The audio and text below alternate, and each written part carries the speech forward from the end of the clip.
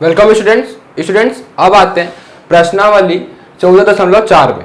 तो उससे पहले हम समझते हैं कि अंतर्भाव सप्रतिबंध कथन यानी कि इम्प्लीकेशंस एंड कंडीशनल स्टेटमेंट किसे बोलते हैं। तो देखिए, जैसे कि दो कथन को हम जोड़ते हैं तो हम किसका संयोजक लेते थे, और या फिर या, ठीक है, उससे हम जोड़ते थे दो कथन को, तब जाके युग्म कथन बनता था। यहां देखिए तीन तरीके से हो सकता है, यदि तो, केवल यदि, यदि और केवल यदि से। ठीक है, देखिए केवल यदि और केवल यदि, ये दोनों उतना यूज में नहीं आता। सबसे ज्यादा जो यूज में आता है वो यदि तो आता है, तो हम इसके बारे में पढ़ेंगे मुख्य रूप से। ठीक है, तो यदि तो होता क्या है, ये एक कंडीशनल स्टेटमेंट है, यानी कि सप्रतिबंध कथन हम इसको बोल सकते हैं, या फिर अंतर्भाव कथन बोल सकते हैं। देखिए इसका मतलब क्या है, यदि तो दो सेंटेंस, दो कथन को युग्म करने का काम आता है। ठीक है, इससे क्या होता है, अगर यदि तो जिस कथन को युग्म करेगा, जिस दो कथन को युग्म करेगा, उसका अगर पहला कथन सत्य होगा तो दूसरा कथन अनिवार्य रूप से सत्य होना है। ठीक है, जैसे कि अगर कोई कथन है P और दूसरा कथन है Q, यदि तो अगर मैं यूज करूंगा तो कथन क्या हो जाएगा, देखिए यदि P तो Q, ये हो जाएगा। ठीक है, P कथन के आगे यदि लगेगा और Q कथन के आगे तो लगेगा। जैसे कि मैं एक उदाहरण लूंगा, कथन P लेता हूं और कथन Q, दोनों को युग्म करेंगे किसके हेल्प से, किसके मदद से, यदि तो के मदद से। तो देखिए आपका जन्म किसी देश में हुआ है, ये कथन P है, तो कथन P के पहले यदि लगाना है हमें। ठीक है, तो क्या हो जाएगा, यदि आपका जन्म किसी देश में हुआ है,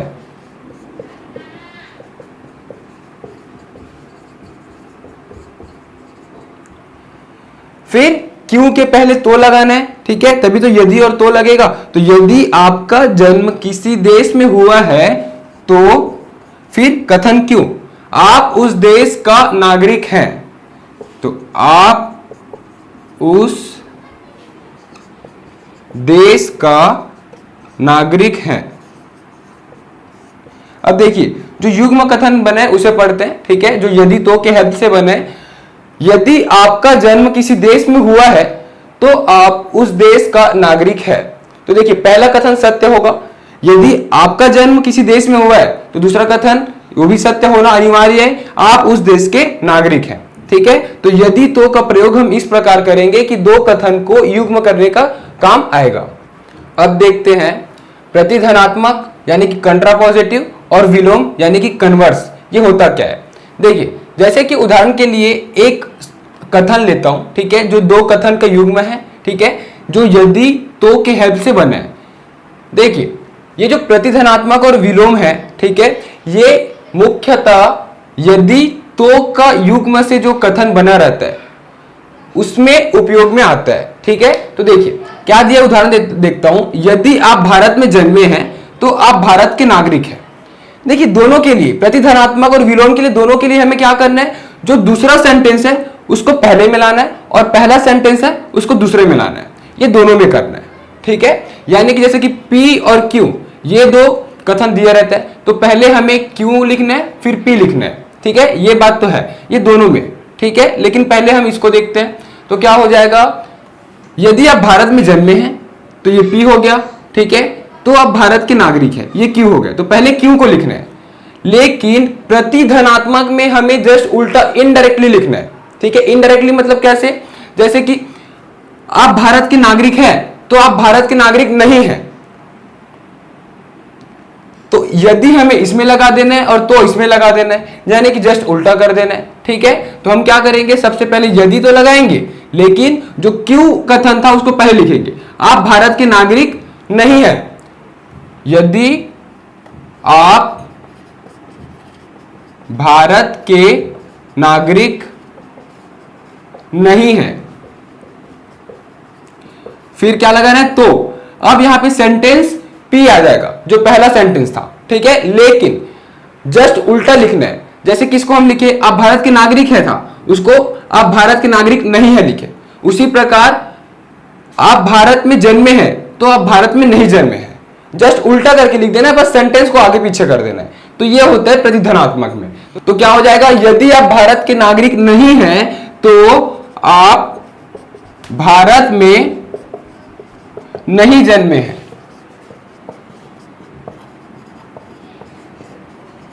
देखिए दोनों ही कथन का मतलब सेम हो रहा है, एक ही हो रहा है, क्योंकि ये डायरेक्टली बोल रहे हैं और ये इनडायरेक्टली बोल रहे हैं। ठीक है, ये नहीं और नहीं का प्रयोग कर रहे हैं। तो यदि आप भारत के नागरिक नहीं हैं तो आप भारत में नहीं जन्मे हैं। ठीक है, तो दोनों में नहीं नहीं लगा दिया और दोनों कथन का मतलब तो सेम ही होगा, एक ही होगा। ठीक है, अब विलोम का देखते हैं। तो विलोम में भी मैं क्या बताऊं, दो शब्द से मिलकर बनता है, सॉरी दो कथन से। ठीक है, पी और क्यू। तो पहले हमें क्यू को लिखना है, लेकिन यदि पहले फिर तो हमको क्या करना होगा, यदि कथन क्यू। तो कथन क्यू क्या है, देखिए कथन क्यू क्या है, तो एन स्क्वायर भी सम है।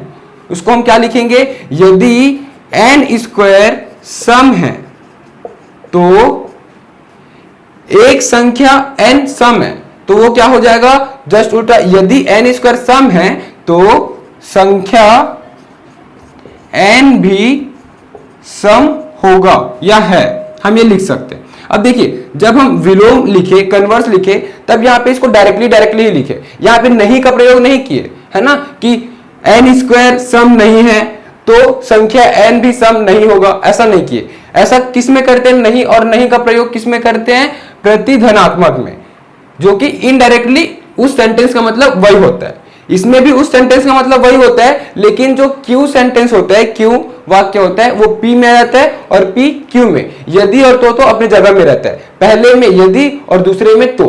ठीक है, समझ में आया। तो प्रतिधनात्मक और विलोम का मतलब। अब देखते हैं प्रश्नावली 14.4 का पहला प्रश्न।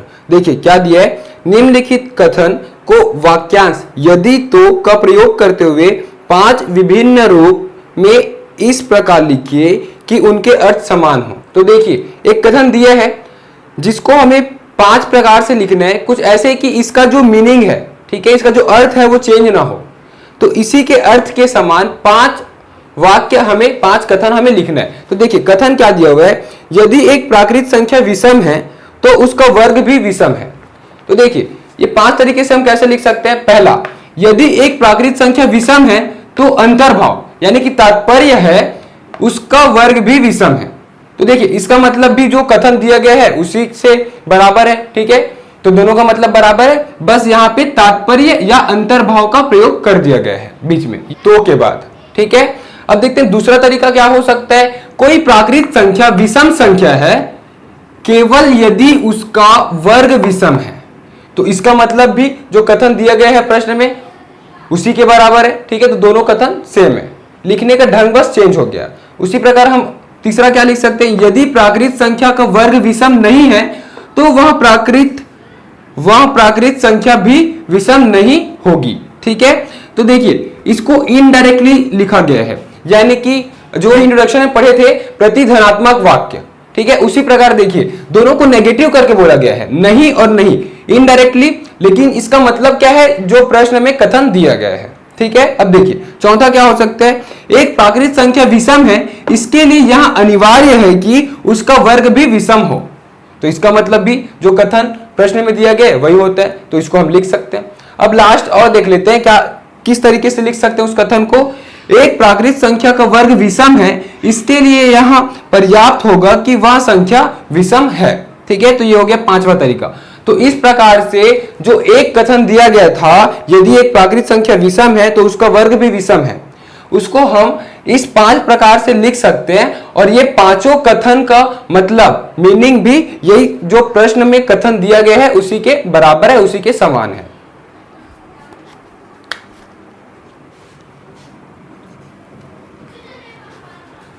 स्टूडेंट्स अब आते हैं प्रश्न क्रमांक 2 में। देखिए क्या दिया गया है, निम्नलिखित कथनों के प्रतिधनात्मक और विलोम कथन लिखिए। तो देखिए हमें 5 कथन दिया हुआ है जिसका प्रतिधनात्मक और विलोम कथन लिखना है। देखिए पहला प्रश्न क्या दिया है, यदि x एक अभाज्य संख्या है तो x विषम है। इसका हमें प्रतिधनात्मक कथन बनाना है। तो क्या करते हैं, सबसे पहले यदि के साथ क्यों को लिखते हैं, यानी कि दूसरा कथन को, लेकिन उसका नेगेटिव फॉर्म, इनडायरेक्ट फॉर्म में। ठीक है, तो क्या दिया हुआ है, x विषम है, ये कथन क्यों है, उसका इनडायरेक्ट क्या हो जाएगा, x विषम नहीं है। ठीक है, तो यदि x विषम नहीं है तो कथन P, तो कथन P यानी कि पहला कथन क्या दिया है, यदि x एक अभाज्य संख्या है, तो वो तो के साथ लग जाएगा, तो x एक अभाज्य संख्या नहीं है हो जाएगा, क्योंकि इनडायरेक्ट में लिखते हैं, तो x एक अभाज्य संख्या नहीं है, ये हो जाएगा प्रतिधनात्मक कथन दिया गया कथन का। अब देखते हैं विलोम कथन इसका। तो देखिए इसका विलोम क्या हो जाएगा, विलोम में भी हम क्या करते हैं, यदि के साथ q को लगाते हैं और तो के साथ p को लगाते हैं, लेकिन इसको इनडायरेक्ट नहीं, जो फॉर्म में दिया रहता है वही फॉर्म में ही लिखते हैं। तो देखिए क्या हो जाएगा, यदि x एक अभाज्य संख्या है तो x विषम है, तो इसको हम क्या लिख सकते हैं, यदि x विषम है तो x एक अभाज्य संख्या है, ये हो जाएगा इसका विषम कथन। ठीक है, समझ में आया। इसी तरीके से बाकी प्रश्न भी बनेगा।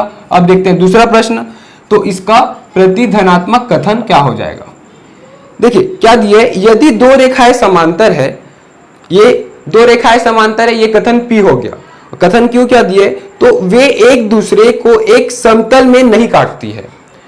तो सबसे पहले हम यदि के साथ उसका इनडायरेक्ट फॉर्म, ठीक है, इनडायरेक्ट फॉर्म लिखना है कथन क्यों का। तो कथन क्यों क्या दिए है, वे, तो वे क्या है, दो रेखाएं। ठीक है, तो उसको हम लिखेंगे यदि दो रेखाएं।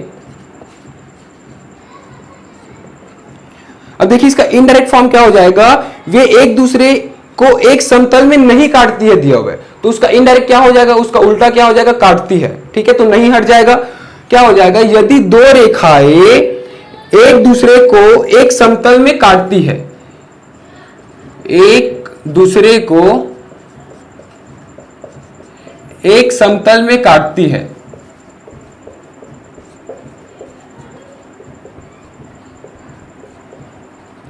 तो अब कथन P आ जाएगा उसका इनडायरेक्ट फॉर्म। ठीक है, तो कथन P क्या दिया था, यदि दो रेखाएं समांतर है। ठीक है, तो दो रेखाएं समांतर है दिया था, उसका इनडायरेक्ट फॉर्म क्या हो जाएगा, दो रेखाएं समांतर नहीं है, तो दो रेखाएं समांतर नहीं है।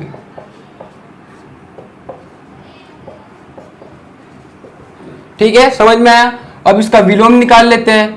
तो विलोम में वही फॉर्म में रहता है, बस P Q में आता है और Q P में चले जाता है। देखिए क्या हो जाएगा, यदि दो रेखाएं समांतर है तो वे एक दूसरे को एक समतल में नहीं काटती है। तो यदि दो रेखाएं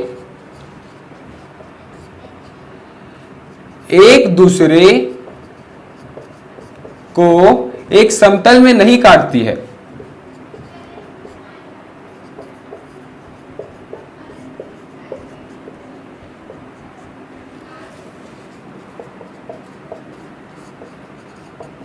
तो दो रेखाएं समांतर है, ये हो जाएगा इसका आंसर। अब इसी प्रकार तीसरा कथन देख लेते हैं, क्या दिया हुआ है, किसी वस्तु के ठंडे होने का तात्पर्य या अंतर्भाव है कि उसका तापक्रम कम है। तो इसका सबसे पहले हम प्रतिधनात्मक निकालते हैं, यदि, अब देखिए कथन क्यों को इनडायरेक्ट फॉर्म में लिखना है, तो इसका कथन क्यों क्या है, उसका तापक्रम कम है, तो क्या हो जाएगा, किसका, उसका मतलब किसका बात हुआ है, किसी वस्तु के। ठीक है, यदि किसी वस्तु के, इसमें दिया हुआ है कि तापक्रम कम है, तो ये क्या हो जाएगा, तापक्रम कम नहीं है। यदि किसी वस्तु के तापक्रम कम नहीं है तो अब कथन P आ जाएगा। ठीक है, क्या दिया है, किसी वस्तु के ठंडे होने का तात्पर्य है। इसका मतलब यदि किसी वस्तु के तापक्रम कम नहीं है तो वह वस्तु ठंडी नहीं है। देखिए ये नहीं है, उसका इनडायरेक्ट फॉर्म हो गया, क्योंकि हमें पी कथन क्या दिया था, किसी वस्तु के ठंडे होने का तात्पर्य है, यानी कि वस्तु ठंडा हो जाता है, तो उसका रिवर्स क्या हो जाएगा, उसका इनडायरेक्ट क्या हो जाएगा, वस्तु ठंडी नहीं है। ठीक है, तो ये हो जाएगा प्रतिलोम। अब देखते हैं विलोम। देखिए विलोम क्या होगा, बस यही रहेगा, नहीं नहीं आएगा। ठीक है, तो इसका डायरेक्ट फॉर्म आ जाएगा, यदि किसी वस्तु के तापक्रम या वस्तु का तापक्रम कम है तो वह वस्तु ठंडी है। ये हो गया इसका उत्तर। अब देखते हैं इसका प्रश्न क्रमांक 4 और 5।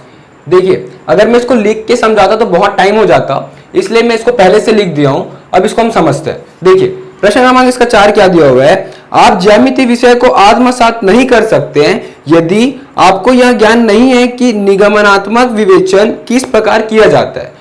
तो देखिए इसका प्रतिधनात्मक कथन निकालेंगे तो सबसे पहले यदि होगा फिर तो होगा। जो सेंटेंस क्यू में था यानी कि दूसरा कथन वो पहला हो जाएगा और पहला कथन दूसरा हो जाएगा, लेकिन उसका इनडायरेक्ट फॉर्म अगर डायरेक्ट में दिया होगा तो उसको नहीं में लिखना है, और अगर नहीं में दिया होगा तो उसको डायरेक्ट में लिखना है। तो देखिए क्या हो जाएगा, यदि आपको यह ज्ञात है कि निगमनात्मक विवेचन किस प्रकार किया जाता है। ठीक है, बुक में क्या दिया है कि ज्ञात नहीं है, तो उसका उल्टा क्या हो जाएगा, ज्ञात है। ठीक है, तो ये हो गया सेंटेंस क्यू। फिर तो के साथ सेंटेंस पी का जस्ट उल्टा, तो देखिए क्या हो जाएगा, तो आप ज्यामिति विषयों को आत्मसात कर सकते हैं। और बुक में क्या दिया है पहला सेंटेंस कि तो आप ज्यामिति विषयों को आत्मसात नहीं कर सकते, तो उसका जस्ट उल्टा हो गया। तो दोनों सेंटेंस को उल्टा कर देना है, पी को क्यू में, क्यू में पी को, यदि को पहले और तो को दूसरे कथन के साथ।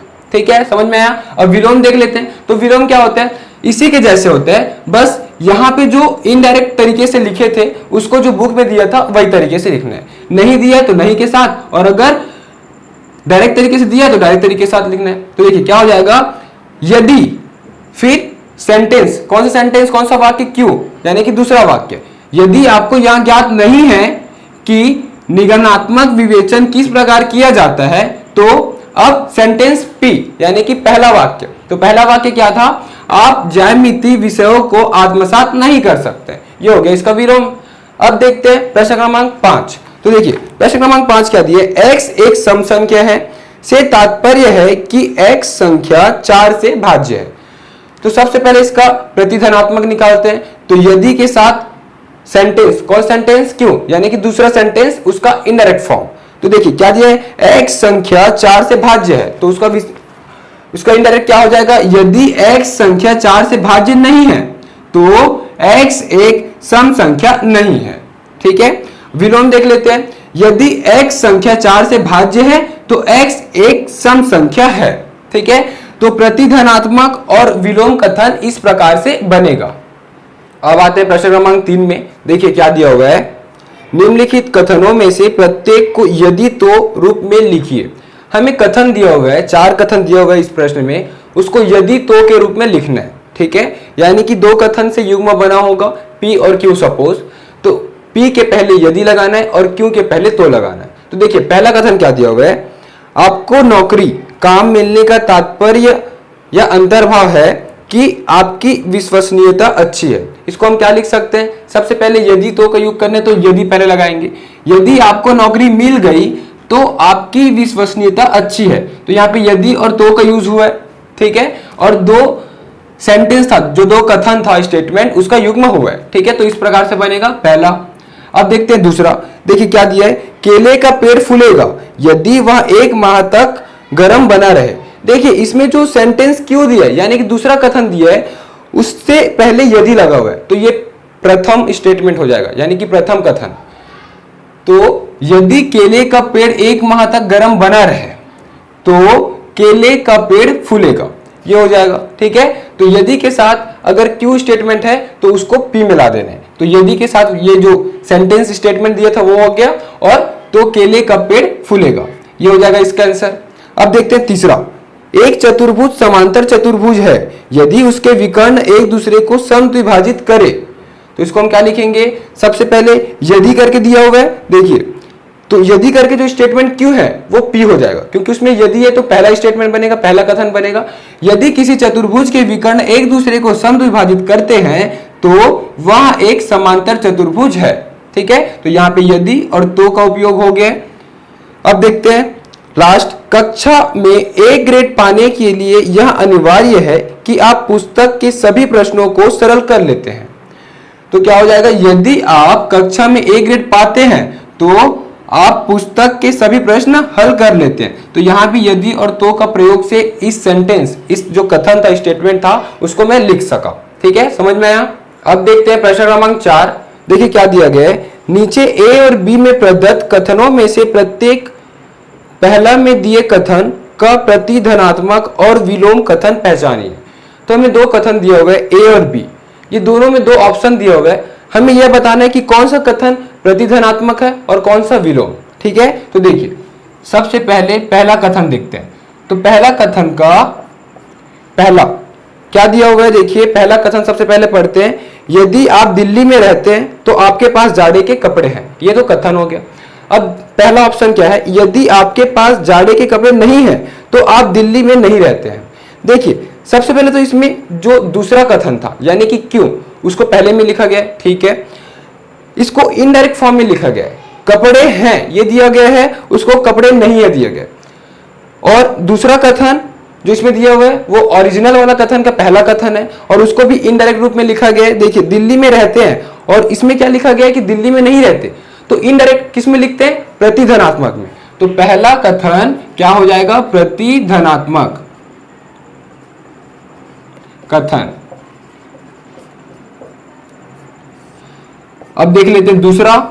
तो दूसरा देखिए क्या दिया है, यदि आपके पास जाड़े के कपड़े हैं तो आप दिल्ली में रहते हैं। तो देखिए ये वही स्टेटमेंट है, वही रूप में, कोई डायरेक्ट इनडायरेक्ट नहीं है। ठीक है, जो दिया है वही रूप में दिया गया है, बस जो क्यू कथन है वो पी में आ गया और पी कथन क्यू में आ गया। इसका मतलब ये विलोम कथन है, तो क्या हो जाएगा, विलोम कथन। अब देखते हैं इसका दूसरा कथन, कथन बी। क्या दिया हुआ है, यदि एक चतुर्भुज समांतर चतुर्भुज है तो उसके विकर्ण एक दूसरे को समद्विभाजित करते हैं। देखिए अब इसमें पहला क्या दिया गया है, यदि किसी चतुर्भुज के विकर्ण एक दूसरे को समद्विभाजित नहीं करते हैं तो चतुर्भुज एक समांतर चतुर्भुज नहीं है। जस्ट उल्टा दिया हुआ है, यानी कि ये इनडायरेक्ट फॉर्म में दिया हुआ है और पी कथन क्यू में, क्यू कथन पी में ट्रांसफर हुआ है। इसका मतलब ये प्रतिधनात्मक है, प्रतिधनात्मक कथन। अब देखते हैं इसका दूसरा स्टेटमेंट, दूसरा कथन जो दिया हुआ है, यदि चतुर्भुज के विकर्ण एक दूसरे को समद्विभाजित करते हैं तो वह समांतर चतुर्भुज है।